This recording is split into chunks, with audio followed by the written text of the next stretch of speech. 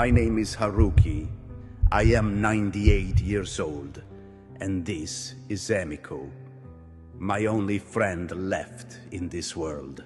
Tonight, you are not just hearing music, you are hearing memory. You are hearing ghosts. I was only 18 when the sky disappeared. August 6th, 1945. We were in Hiroshima. Music students. Just children, really. I played violin, she the piano. We were practicing in a classroom together. We were supposed to perform a duet that afternoon at school. A simple melody we had written together. It was innocent, gentle. It had nothing to do with war. I had spent weeks building up the courage to tell her I loved her. But before I ever could, the sun fell from the sky. There was no warning, no sound.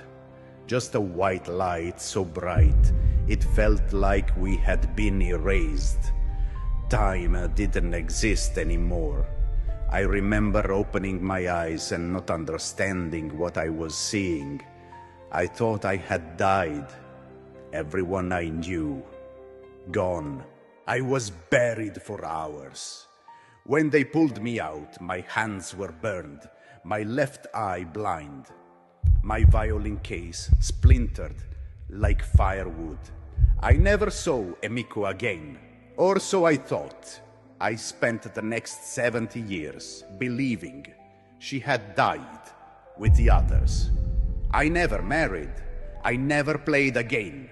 Every note reminded me of the life we lost, of what I didn't say. Then, 7 years ago, a letter arrived. A survivors organization in Japan reached out, said someone named Emiko Sato had asked if I was still alive. I cried for 3 days before I could even call her. We met in silence. There were no words that could reach the pain between us. She had survived too. She had burns down her spine, lost her parents, her baby brother. She thought I was dead too.